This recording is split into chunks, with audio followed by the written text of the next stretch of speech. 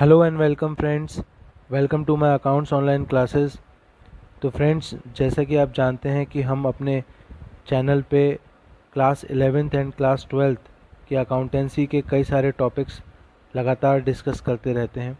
तो आज के इस वीडियो में हम क्लास 12th सीबीएसई बोर्ड की जो अकाउंटेंसी सब्जेक्ट है उसका एक इम्पॉर्टेंट यूनिट पार्टनरशिप अकाउंटिंग और उस यूनिट का एक इम्पॉर्टेंट चैप्टर जो कि है डिसोल्यूशन ऑफ पार्टनरशिप फर्म, इस चैप्टर में हम आज रियलाइजेशन अकाउंट बनाना सीखेंगे इस वीडियो के अंदर। और आप देखेंगे कि रियलाइजेशन अकाउंट कैसे बनाया जाता है और उसको बनाने का क्या पर्पस होता है। तो फ्रेंड्स, वीडियो को स्टार्ट करने से पहले आप सब वीडियो को लाइक, शेयर एंड सब्सक्राइब कर लीजिए मेरे चैनल को, जिससे कि आपके आने वाले जो भी वीडियोस के नोटिफिकेशंस होंगे आपको लगातार मिलते रहेंगे। तो चलिए वीडियो स्टार्ट करते हैं और देखते हैं कि रियलाइजेशन अकाउंट कैसे बनाया जाता है। तो चलिए स्टार्ट करते हैं। देखिए, जब पार्टनरशिप फर्म का डिसोल्यूशन होता है तो डिसोल्यूशन के समय हम लोग 4 इम्पॉर्टेंट अकाउंट्स बनाते हैं। उनमें से सबसे पहला अकाउंट बनाया जाता है रियलाइजेशन अकाउंट। उसके बाद पार्टनर्स के कैपिटल अकाउंट बनाए जाते हैं। उसके बाद पार्टनर्स के लोन अकाउंट बनाए जाते हैं। अगर किसी पार्टनर ने फर्म को लोन दिया हुआ है या फिर किसी पार्टनर ने फर्म से लोन लिया हुआ है तो हम उन दोनों चीज़ों के लिए पार्टनर्स लोन अकाउंट अलग से बनाते हैं। और इसके बाद लास्ट में बनता है कैश अकाउंट या बैंक अकाउंट। तो आज के इस वीडियो में हम रियलाइजेशन के बारे में चर्चा करेंगे कि रियलाइजेशन अकाउंट क्या होता है और रियलाइजेशन अकाउंट कैसे बनाते हैं। तो देखिए, जब एक फ़र्म का डिसोल्यूशन होता है उस टाइम पर सबसे पहले फ़र्म की जितनी भी एसेट्स होती हैं उनको फ़र्म सेल कर देती है या फिर पार्टनर्स टेक ओवर कर लेते हैं। उसके बाद उन एसेट्स को सेल करके जो भी कैश बिजनेस में आता है उस कैश से सबसे पहले आउटसाइड लायबिलिटीज़ का पेमेंट किया जाता है। और उसके बाद अगर कैश बचता है तो पार्टनर्स के जो लोन है, अगर फर्म ने पार्टनर से लोन लिया हुआ है, फर्म के लिए लायबिलिटी है पार्टनर का लोन, तो पार्टनर के लोन का पेमेंट किया जाएगा। उसके बाद यदि कुछ कैश बचेगा तो उससे फर्म पार्टनर्स की कैपिटल को पे करेगी और कैपिटल को पे करने के बाद भी अगर कुछ पैसा बचता है तो वो पार्टनर्स में उनके प्रॉफिट शेयरिंग रेशियो में बांट दिया जाता है।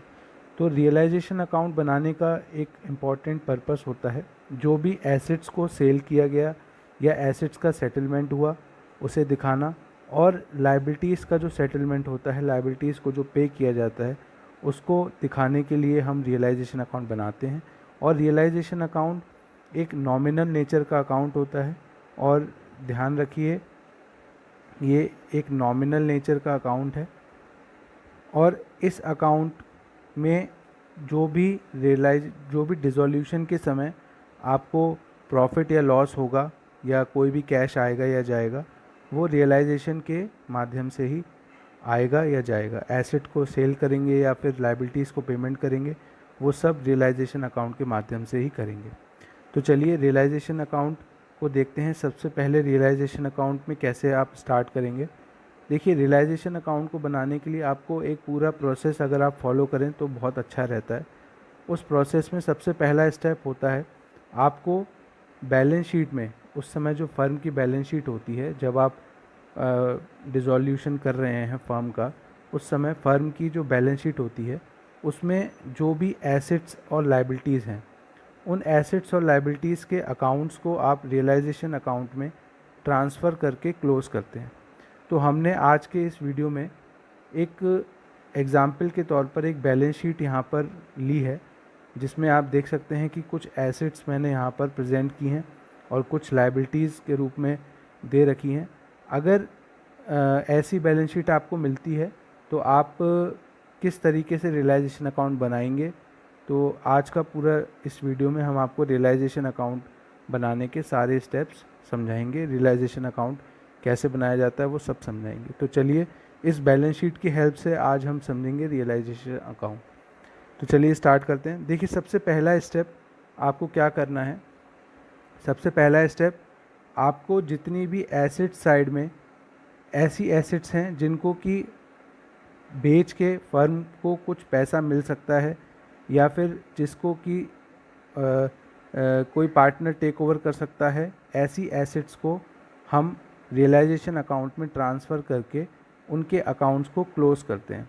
ध्यान रखिए, जब आप एसेट्स को रियलाइजेशन अकाउंट में डाल के एसेट्स के अकाउंट क्लोज़ करेंगे तो इनमें सारी एसेट्स को ट्रांसफ़र करेंगे एक्सेप्ट कुछ एसेट्स ऐसी होंगी जिनको आप रियलाइजेशन में ट्रांसफ़र नहीं करेंगे, उनके अकाउंट को रियलाइजेशन में ट्रांसफ़र करके क्लोज़ नहीं करेंगे। तो देखिए, सबसे पहले मैंने यहाँ पर एसेट्स में आपको कुछ एसेट्स दी हैं, जैसे कि कैश या bank account, building, machinery, stock, investment, goodwill, patents, bills receivable, debtors. तो आपको सारी एसेट्स के अकाउंट्स रियलाइजेशन में डाल के क्लोज़ करने होते हैं। तो हम इनको सारी एसेट्स के अकाउंट्स को रियलाइजेशन अकाउंट के डेबिट साइड में पहले ट्रांसफ़र करते हैं और उनके अकाउंट क्लोज़ करते हैं। फिर इसके बाद जो भी सेटलमेंट होगा वो रियलाइजेशन अकाउंट से ही होगा। ध्यान रखिए, जब आप एसेट्स के अकाउंट्स को ट्रांसफ़र कर रहे हैं तो एसेट में अगर कैश या बैंक अकाउंट दिया है तो उसको आप ट्रांसफ़र नहीं करेंगे। यदि एसेट साइड में कोई पार्टनर का करेंट अकाउंट दिया है, पार्टनर्स करेंट अकाउंट, तो उसे भी आप ट्रांसफ़र नहीं करेंगे।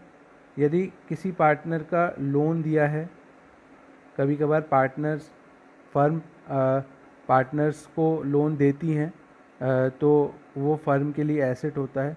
अगर पार्टनर्स का लोन दिया है तो वो भी आप इसमें ट्रांसफ़र नहीं करेंगे। ध्यान रखिए, ऐसी एसेट्स जो कि हमें सेल करके कुछ कैश रियलाइज़ हो सकता है, वो एसेट्स को हम यहाँ पे ट्रांसफ़र करते हैं। तो देखिए, इस केस में अगर हम देखें तो हम यहाँ पर बिल्डिंग को ट्रांसफ़र करेंगे और ध्यान रखेंगे जिस नाम से आपकी एसेट रिकॉर्ड की गई है उसी नाम से आप रियलाइजेशन में यहाँ रिकॉर्ड करेंगे। और सबसे पहले जो बुक वैल्यू यहाँ पे दी होगी, सारी एसेट्स की बुक वैल्यू पर उनको आपको यहाँ ट्रांसफ़र करना है और सारी एसेट्स के अकाउंट्स जो हैं आपके क्लोज़ हो जाते हैं इसमें ट्रांसफ़र करने के बाद। टू मशीनरी, इसके बाद आप देख रहे हैं स्टॉक, तो स्टॉक को भी यहाँ ट्रांसफ़र करते हैं उसकी बुक वैल्यू पे जो भी बैलेंस शीट में दी होगी, यहाँ पर भी बुक वैल्यू है। इसके बाद इन्वेस्टमेंट को भी आप यहाँ ट्रांसफ़र करते हैं, इन्वेस्टमेंट को भी आप बुक वैल्यू पे करेंगे। जब आप एसेट्स को ट्रांसफ़र कर रहे हैं तो ध्यान रखिए उनकी जो बुक वैल्यू दी है उसी बुक वैल्यू पे आपको ट्रांसफ़र करना है। फिर इसके बाद यहाँ पर गुडविल दिया हुआ है। देखिए, अभी तक आप जो पार्टनरशिप अकाउंटिंग के इससे पहले के चैप्टर्स पढ़ते आए हैं उसमें बैलेंस शीट में यदि गुडविल दिया रहता था तो आप उस गुडविल को जो पार्टनर्स होते थे, ओल्ड पार्टनर्स या ऑल पार्टनर्स, उनमें राइट ऑफ करते थे, पार्टनर्स कैपिटल अकाउंट के डेबिट में आता था ओल्ड रेशियो में।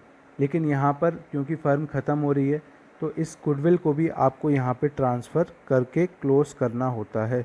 ये गुडविल अकाउंट भी आप यहाँ पे ट्रांसफ़र करेंगे और सेम इस बुक वैल्यू, जो बुक वैल्यू यहाँ दी होगी वही बुक वैल्यू आप यहाँ पे ट्रांसफ़र करेंगे। इसके बाद अगर और भी इंटेंजिबल एसेट्स हैं लाइक पेटेंट्स, बिल्स रिसीवेबल, तो वो भी यहाँ पे ट्रांसफ़र होगी। तो मैंने इस क्वेश्चन में जो जो लिखा है मैं उसको आपको यहाँ ट्रांसफ़र करके दिखा रहा हूँ। उसके बाद BR मैंने यहाँ लिखा है, BR बिल्स रिसीवेबल, इसको भी बुक वैल्यू पे ट्रांसफ़र करेंगे। फिर इसके बाद है डेटर्स, टू डेटर्स। अब एसेट्स को ट्रांसफ़र करते समय आपको एक बात ध्यान रखनी है, यदि किसी भी एसेट पर कोई प्रोविज़न या कोई रिज़र्व किसी भी एसेट से रिलेटेड आपने क्रिएट किया हुआ है तो आपको उस एसेट को तो डेबिट साइड में, रियलाइजेशन अकाउंट के डेबिट साइड में ट्रांसफ़र करके क्लोज़ करना होगा और उससे संबंधित जो भी प्रोविज़न या रिज़र्व होंगे उसको आपको रियलाइजेशन के क्रेडिट साइड में डाल के ट्रांसफ़र करना होगा। जैसे कि यहाँ देखते हैं, यहाँ आपको डेटर्स दिए हैं, ये अमाउंट डेटर्स का है और इसमें से प्रोविज़न माइनस करके दिखाया हुआ है। तो डेटर्स का तो आप ये वाला अमाउंट जो है फुल अमाउंट वो यहाँ पर दिखाएंगे बुक वैल्यू। और इससे रिलेटेड जो प्रोविज़न है, इससे रिलेटेड प्रोविज़न क्या है, प्रोविज़न फॉर डाउटफुल डेट्स, तो इसको आप यहाँ ट्रांसफ़र करेंगे by provision for doubtful debts. तो प्रोविज़न फॉर डाउटफुल डेट्स आपने यहाँ ट्रांसफ़र कर दिया और ये जो वैल्यू है आप उसको यहाँ वही वैल्यू लिखेंगे, बुक वैल्यू। तो कोई भी एसेट से रिलेटेड रिज़र्व अगर आपको मिलता है तो आप उसको क्रेडिट साइड में ट्रांसफ़र करके क्लोज़ करेंगे। इसके बाद देखिए, अगर एसेट में किसी पार्टनर का करंट अकाउंट या किसी पार्टनर का लोन अकाउंट दिया है तो आप उसको ट्रांसफ़र नहीं करेंगे, वो फर्म की इंटरनल एसेट है तो फर्म इंटरनली उसको सेटल करेगी। तो जो भी एसेट्स एक्सटर्नली सेटल की जा सकती हैं उनको आपने यहाँ ट्रांसफ़र करके क्लोज़ कर दिया। अब लायबिलिटी साइड में भी कुछ ऐसे रिज़र्व हो सकते हैं जो एसेट से रिलेटेड हों। मैंने आपको बताया कि एसेट से रिलेटेड सारे रिज़र्व्स को आप यहाँ पर क्रेडिट साइड में डाल के उनके अकाउंट को आप क्लोज़ करते हैं। तो एसेट साइड में जैसे आप देख पा रहे हैं एक इन्वेस्टमेंट फ्लक्चुएशन रिज़र्व है जो कि इन्वेस्टमेंट नाम की एक एसेट से रिलेटेड है। तो आपको इन्वेस्टमेंट फ्लक्चुएशन रिज़र्व्स को भी यहाँ पर डाल के क्लोज़ करना होगा। इन्वेस्टमेंट फ्लक्चुएशन रिज़र्व्स, उसको आपने यहाँ पर इन्वेस्टमेंट फ्लक्चुएशन रिज़र्व्स को, क्योंकि ये एसेट से रिलेटेड है इसीलिए आपने इस रिज़र्व को यहाँ ट्रांसफ़र कर दिया। बाकी जो रिज़र्व्स हैं जो कि किसी एसेट से रिलेटेड नहीं हैं वो फ्री रिज़र्व्स हैं या उनका कोई पर्पस किसी एसेट से रिलेटेड नहीं है, तो उसके लिए हम आपको आगे बताएंगे। लेकिन फ़िलहाल अभी एसेट से रिलेटेड जो भी रिज़र्व्स होंगे आप उनको यहाँ ट्रांसफ़र कर देंगे। इसके बाद प्रोविज़न फॉर डेप्रिसिएशन भी यहाँ पर आपके सामने क्वेश्चन में मैंने इंक्लूड किया। तो प्रोविज़न फॉर डेप्रिसिएशन भी एसेट से रिलेटेड होता है। एसेट्स पर जो डेप्रिसिएशन लगती है उसके संबंध में हम प्रोविज़न यहाँ पर बनाते हैं। तो उस प्रोविज़न अकाउंट को भी आप क्रेडिट साइड में डाल के ट्रांसफ़र करेंगे। प्रोविज़न फॉर डेप्रिसिएशन ये आपने यहाँ पे डाल दिया और इस अकाउंट को क्लोज़ कर दिया। जो वैल्यू यहाँ पर दिखाई गई है वही वैल्यू आप यहाँ पे दिखाएंगे। तो आपने क्या किया, पहले स्टेप में सारी एसेट्स को ट्रांसफ़र कर दिया except cash and bank, partners current account, partners loan account, ये सब आपने यहाँ ट्रांसफ़र कर दिया। और any reserves related to assets भी आपने क्रेडिट साइड में डाल के ट्रांसफ़र करके क्लोज़ कर दिए। अब इसके बाद बात आती है लायबिलिटी साइड की। अब लायबिलिटी साइड के कुछ अकाउंट्स आपके होंगे जो कि आपको रियलाइजेशन में डाल के उनको क्लोज़ करना है, फिर उसका सेटलमेंट करना है। तो लायबिलिटीज़ में आपको ऐसी लायबिलिटीज़ जो कि आउटसाइडर्स को पे की जानी है वो लायबिलिटीज़ आप रियलाइजेशन अकाउंट में डाल के क्लोज़ करेंगे। तो इसमें आप देखिए, जैसे इसमें आपको पार्टनर्स कैपिटल को ट्रांसफ़र नहीं करना क्योंकि वो इंटरनल लायबिलिटी है, एक्सटर्नल लायबिलिटी है, आउटसाइडर्स के लिए लायबिलिटी नहीं है। तो सबसे पहले आप आउटसाइडर लायबिलिटीज़ जो भी हैं उनको क्रेडिट साइड में डाल के ट्रांसफ़र करेंगे और क्लोज़ करेंगे। देखिए क्रेडिटर्स को यहाँ लिखा है मैंने, तो क्रेडिटर्स को हम ट्रांसफ़र करते हैं और ध्यान रखिए बुक वैल्यू पे ट्रांसफ़र करेंगे। अभी हम केवल एसेट्स और लायबिलिटीज़ के अकाउंट्स को क्लोज़ कर रहे हैं, उनको ट्रांसफ़र करने के लिए क्लोज़ कर रहे हैं। इसके बाद बिल्स पेबल यहाँ दिया हुआ है, तो बिल्स पेबल अकाउंट को हम यहाँ पे ट्रांसफ़र करके क्लोज़ कर देंगे क्योंकि ये एक्सटर्नल लायबिलिटी है। उसके बाद यहाँ बैंक लोन दिया है, बाय बैंक लोन, इसको हमने डाल के ट्रांसफ़र कर दिया। उसके बाद यहाँ पर ध्यान रखिए मिसेस एज लोन दे रखा है, मिसेस ए लोन। मान लीजिए कि ए हमारे फर्म में एक पार्टनर हैं, तो यहाँ पर उनकी वाइफ का लोन है। तो ये कभी कभार बच्चों को कन्फ्यूज़न क्रिएट करता है, वो लोग इसे पार्टनर का लोन समझ लेते हैं। तो पार्टनर्स का लोन नहीं है, ये पार्टनर की वाइफ का लोन है। तो पार्टनर की वाइफ जो है वो फर्म में एक्सटर्नल है, आउटसाइडर है, वो फर्म की पार्टनर नहीं है। तो ये भी एक एक्सटर्नल लायबिलिटी की तरह ट्रीट किया जाता है और इसको भी हम यहाँ पे ट्रांसफ़र करेंगे, मिसेस एज लोन, और इसका अकाउंट यहाँ पे डाल के हमने क्लोज़ कर दिया। ध्यान रखिए क्रॉस कनेक्शन चल रहा है, लायबिलिटीज़ यहाँ पर लेफ़्ट हैंड साइड पे हैं और यहाँ पे राइट हैंड साइड पे आप ट्रांसफ़र कर रहे हैं। और अगर आप इसका लॉजिक जानना चाहते हैं तो बड़ा सिंपल सा लॉजिक है। सारी लाइबिलिटीज़ के जो बैलेंसेस हैं वो क्या होते हैं, क्रेडिट बैलेंसेस, सारी लाइबिलिटीज़ के बैलेंसेस क्रेडिट होते हैं। आप जब उनको क्लोज करेंगे तो उनको करेंगे डेबिट और रियलाइजेशन अकाउंट को करेंगे क्रेडिट, इसीलिए ये रियलाइजेशन अकाउंट के क्रेडिट साइड में ट्रांसफ़र हो रही हैं। इसके बाद मैंने लिया है employees provident fund. Employees provident fund को भी आउटसाइड लाइबिलिटी माना जाता है, वो एम्प्लॉयज़ के अगेंस्ट लाइबिलिटी होती है। तो एम्प्लॉयज़ प्रोविडेंट फ़ंड को भी आप यहाँ ट्रांसफ़र करेंगे क्योंकि ये आउटसाइड लाइबिलिटी, सारी आउटसाइड लाइबिलिटीज़ को ट्रांसफ़र करना है। और इसके बाद बात करते हैं रिज़र्व्स की, क्योंकि आपको लाइबिलिटी साइड में रिज़र्व्स भी दिए होते हैं। तो आपको ध्यान ये रखना है कि यदि रिज़र्व्स किसी पर्पस के लिए बनाया गया है या रिज़र्व किसी एसेट से रिलेटेड है या पार्टनर से रिलेटेड है तो आप उसको यहाँ ट्रांसफ़र करते हैं। और अगर वो फ्री रिज़र्व्स है, मींस उसका कोई मेन पर्पस नहीं है या उसका किसी एसेट से कोई लिंक नहीं है, ध्यान रखिए कि अगर उसका किसी एसेट से लिंक नहीं है तो आप उस रिज़र्व्स को पार्टनर्स कैपिटल अकाउंट में, जैसे आपने पिछले चैप्टर्स में बांटा था क्रेडिट साइड में, उनके प्रॉफिट शेयरिंग रेशियो में बांटेंगे। तो यहाँ पर यदि जॉइंट लाइफ पॉलिसी रिजर्व्स आपको दिया हो तो ध्यान रखेंगे जॉइंट लाइफ पॉलिसी रिजर्व्स को आप यहाँ ट्रांसफ़र करते हैं। Joint life policy reserves, joint life policy reserves को आपने यहाँ ट्रांसफ़र करके क्लोज कर दिया। इसके बाद इन्वेस्टमेंट फ्लक्चुएशन रिजर्व्स मैंने ऑलरेडी यहाँ ट्रांसफ़र करके क्लोज कर दिया था क्योंकि ये इन्वेस्टमेंट नाम की एक एसेट से रिलेटेड था। प्रोविज़न फॉर डेप्रिसिएशन ऑलरेडी मैंने यहाँ ट्रांसफ़र कर दिया था क्योंकि ये एसेट से रिलेटेड था। इसके बाद पार्टनर्स लोन, बी एक पार्टनर है उसका लोन यहाँ ट्रांसफ़र नहीं करेंगे क्योंकि ये इंटरनल लाइबिलिटी है। उसके बाद journal reserves, workman compensation reserves और कंटिंजेंसी रिजर्व्स, ये रिजर्व्स फ्री रिजर्व्स होते हैं तो इनको, ये किसी एसेट से संबंधित नहीं है तो इन रिजर्व्स को भी आप रियलाइजेशन अकाउंट में ट्रांसफ़र नहीं करेंगे। इन रिजर्व्स को हम लोग पार्टनर्स कैपिटल अकाउंट में क्रेडिट साइड में डिस्ट्रीब्यूट करके दिखाते हैं।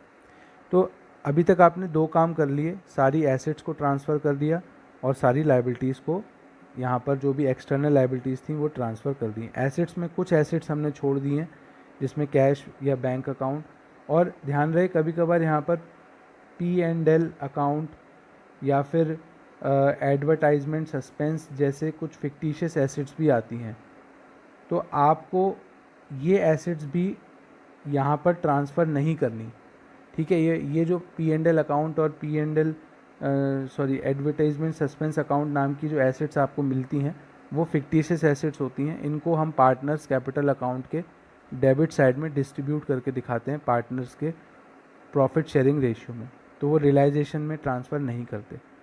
अब एसेट्स और लाइबिलिटीज़ के सेटलमेंट, एसेट्स एंड लाइबिलिटीज़ को ट्रांसफ़र करने के बाद हम इनके सेटलमेंट की बात करते हैं। देखिए जो भी एसेट्स आपने यहाँ ट्रांसफ़र करी हैं अब उनको हमें सेटल करना है, आपने उनकी बुक वैल्यूज़ पर ट्रांसफ़र किया है। अब इसके बाद जो नेक्स्ट स्टेप आपको क्या करना है, अब आपको एडिशनल इन्फॉर्मेशन में देखना है कि कौन सी एसेट को किस तरीके से सेटल किया गया है। देखिए एसेट को सेटल करने के दो ऑप्शन हो सकते हैं। ऑप्शन नंबर 1, या तो एसेट को किसी पार्टनर द्वारा टेक ओवर कर लिया जाए। मान लेते हैं कि फर्नीचर है फर्म में और किसी पार्टनर ने बोला कि वो फर्नीचर ले लेगा, तो एसेट पार्टनर द्वारा टेक ओवर की जा सकती है, या फिर उस एसेट को सेल करके हमें कैश रिसीव हो सकता है। तो दो ऑप्शन रहते हैं एसेट को सेटल करने के। अब आपको ये क्वेश्चन में दिया रहता है एडिशनल इन्फॉर्मेशन में कि एसेट का सेटलमेंट कैसे किया गया है। यदि एसेट को बेच के आपको कैश रिसीव हुआ है तो आप क्रेडिट साइड में लिखेंगे बाय कैश या बैंक अकाउंट करके, और ब्रैकेट में यहाँ लिख दे रहा हूँ cell of asset.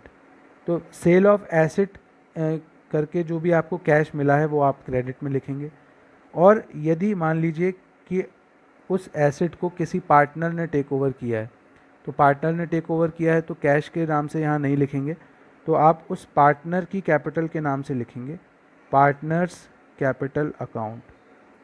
Partners capital account, ये यहाँ लिख रहा हूँ एसेट टेकन ओवर। अगर मान लीजिए ए एक पार्टनर है, उसने कुछ एसेट टेक ओवर की है, तो आप बाय एस कैपिटल के नाम से यहाँ लिख देंगे, ठीक है। तो इस प्रकार एसेट का सेटलमेंट दो ही तरीके से हो सकता है, या तो कैश के ज़रिए उसको बेचा जाए या फिर कोई पार्टनर टेक ओवर कर ले। तो दो में से आप दोनों ऑप्शन समझ गए। ऐसे ही लायबिलिटीज़ की बात करते हैं। अब लायबिलिटीज़ का जब पेमेंट होता है तो पेमेंट वहाँ पर दो तरीके से हो सकता है, या तो पेमेंट फर्म के द्वारा किया जाए या फिर कोई पार्टनर पर्सनल लेवल पर उसका पेमेंट करे और बाद में फर्म उसके कैपिटल अकाउंट को एडजस्ट करे। तो अगर लायबिलिटी का पेमेंट ये आपको एडजस्टमेंट में दिया रहता है कि उसका सेटलमेंट या पेमेंट कैसे हुआ है। तो लायबिलिटी का पेमेंट यदि कैश के रूप में हुआ है तो आप डेबिट साइड में लिखेंगे टू कैश या बैंक करके, और मैं यहाँ लिख देता हूँ पेमेंट ऑफ लायबिलिटी, और जो भी अमाउंट पे किया गया है वो आपको एडजस्टमेंट में दिया होगा, वो अमाउंट आप यहाँ लिख देंगे। और अगर लायबिलिटी किसी पार्टनर द्वारा पर्सनली पे की गई है तो यहाँ पर उस पार्टनर की कैपिटल के नाम से आपको लिखना है, partners capital account, payment of liability, payment of liability bye partner. तो आई होप कि आपको यहाँ तक क्लियर होगा। अब इसके बाद एक बात ध्यान देने की होती है जो कि बड़ी इम्पॉर्टेंट है। देखिए होता क्या है, जब आप एसेट्स को यहाँ ट्रांसफ़र करते हैं, आपने सारी एसेट्स को यहाँ ट्रांसफ़र कर दिया और उसके बाद जिस एसेट के बारे में आपको सेटलमेंट एडजस्टमेंट में दे रखा होता है या एडिशनल इन्फॉर्मेशन में दिया होता है सेटलमेंट के बारे में, आप उस एसेट को सेटल कर देते हैं। अगर वो कैश के रूप में होता है तो बाय कैश या बैंक लिख के, और अगर वो पार्टनर्स ने टेक ओवर की होती है तो आप बाय पार्टनर्स कैपिटल के नाम से लिख देते हैं। ध्यान रखिए, अगर कोई ऐसी एसेट रह जाए जिसका कि सेटलमेंट आपको एडिशनल इन्फॉर्मेशन में नहीं दिया हो, तो ऐसी केस में आपको उस एसेट को सेटल नहीं करना है अपने मन से। आपको ये मान लेना है कि उस एसेट से हमें कुछ भी रियलाइज़ नहीं हुआ, ना ही किसी पार्टनर ने उस एसेट को टेक ओवर किया। मान लेते हैं जैसे कि आपको यहाँ मैंने building, machine, stock, investment, goodwill, patent, BR, debtors, ये सारी एसेट्स मैंने यहाँ पर आपके सामने ट्रांसफ़र करी। अब एडिशनल इन्फॉर्मेशन में आपको बिल्डिंग के बारे में दिया है, मशीन के बारे में दिया है, इन्वेस्टमेंट के बारे में दिया है और पेटेंट के बारे में दिया है, बीआर के बारे में दिया है, डेटर्स के बारे में दिया है कि इनसे कितना कितना पैसा मिला। लेकिन स्टॉक के बारे में आपको कुछ नहीं दिया, गुडविल के बारे में कुछ नहीं दिया कि आपको इनसे क्या मिला है। तो आपको ये मान लेना है कि इनसे आपको कुछ नहीं मिला होगा और ये आपके लिए पूरा पूरा लॉस है। इसीलिए देखिए डेबिट में आ गया, क्रेडिट में इसका कुछ भी नहीं आएगा। तो ये आपको एसेट्स के समय ध्यान रखना है। अगर किसी एसेट के सेटलमेंट के बारे में नहीं दिया इन्फॉर्मेशन क्वेश्चन में तो आप उसको निल मानेंगे कि उससे कुछ नहीं रिसीव हुआ। लेकिन जब लायबिलिटीज़ की बात करते हैं, देखिए आउटसाइड लायबिलिटीज़ जो आपने यहाँ ट्रांसफ़र करी थी, like creditors, bills payable, bank loan, Mrs A's loan, employees provident fund, ये कुछ आउटसाइड लायबिलिटीज़ थी जो कि आपने यहाँ ट्रांसफ़र करी थी। अब एडिशनल इन्फॉर्मेशन में यदि इन लायबिलिटीज़ के सेटलमेंट के बारे में दिया है, मान लीजिए creditors, bills payable, bank loan और मिसेस एज लोन के सेटलमेंट के बारे में तो दिया है कि कितना कितना इनको पे किया गया, लेकिन एम्प्लॉयज़ प्रोविडेंट फंड के बारे में कुछ नहीं दिया। ये नहीं बोला गया कि इनको फर्म द्वारा कितना पे किया गया या क्या करना है, इसका ट्रीटमेंट के बारे में कुछ नहीं दिया। तो आपको इसको ये नहीं मानना कि इसको कुछ पेमेंट नहीं होगा, जैसे एसेट्स में करा था वैसे नहीं करना है। आपको क्या करना है, जो लायबिलिटी आप देखेंगे कि अभी अनसेटल्ड रह गई है, जिसके बारे में कुछ नहीं दिया, उसको आपको ऑटोमेटिकली सेटल करना होगा। उसको आपको टू कैश या बैंक यानी कि उसका पेमेंट आपको ऑटोमेटिकली करना होगा, और यहाँ पे टू कैश या बैंक के नाम से उसको लिखना होगा। क्योंकि क्वेश्चन में नहीं दिया है तो इसका मतलब ये नहीं होगा कि आप किसी लायबिलिटी को छोड़ दें। यही एक इम्पॉर्टेंट बात है जो बच्चे यहाँ पर गलती कर जाते हैं।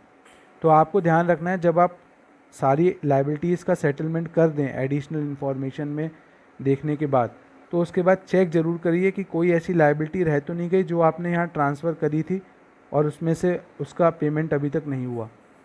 तो ये बात आपको चेक करनी होगी, तभी आपका क्वेश्चन जो है वो सही आंसर आएगा। तो यहाँ पर लायबिलिटीज़ का सेटलमेंट मैंने आपको बता दिया, दो तरीके से होगा, या तो कैश के रूप में या पार्टनर्स टेक ओवर करेंगे तो पार्टनर्स के नाम से, और दूसरा एसेट्स का सेटलमेंट मैंने आपको बता दिया, अगर कैश आएगा तो बाय कैश या बैंक, और अगर पार्टनर टेक ओवर करेंगे तो बाय पार्टनर्स कैपिटल।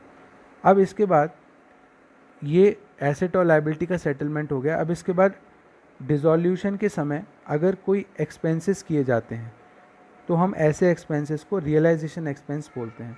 देखिए, जब फर्म डिसॉल्व की जाती है तो उस समय कई प्रकार के लीगल एक्सपेंसेस किए जाते हैं, कई प्रकार के ऐसे एक्सपेंस होते हैं जो कि आपके डिसॉल्यूशन को करने के लिए आवश्यक हों।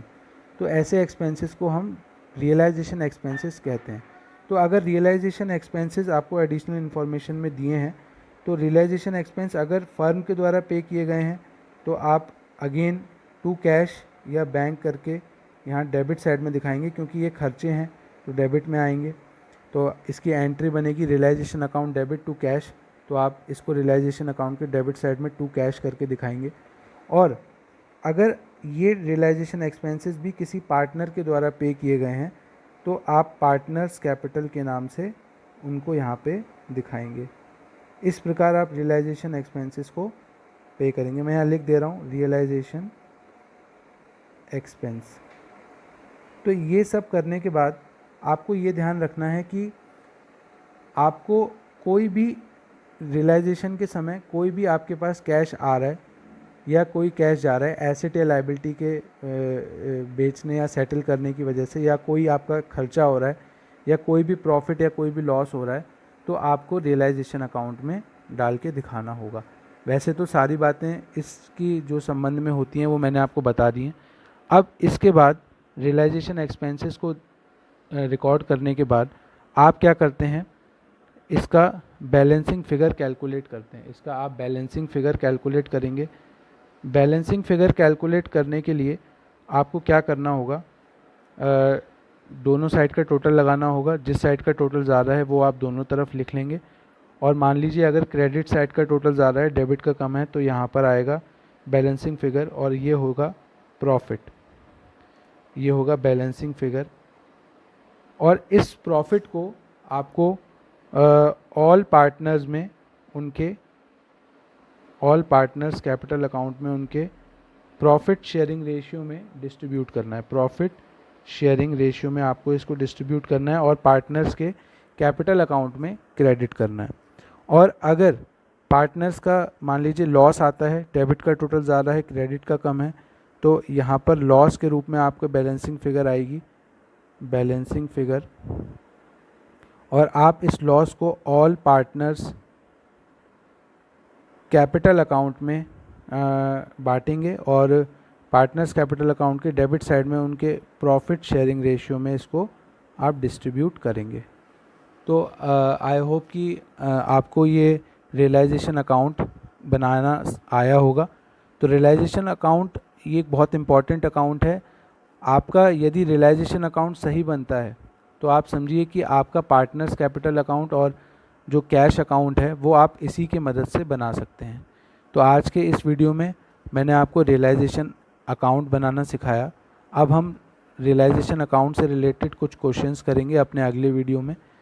तो आप हमारे साथ बने रहिए और हमारे चैनल को सब्सक्राइब करिए, हमारी वीडियोस को देखते रहिए, और जो भी क्वेरीज़ हैं वो आप चैट बॉक्स में या कमेंट बॉक्स में लिखकर पूछ सकते हैं। तो आज के लिए इतना ही। धन्यवाद। शुभ दिन।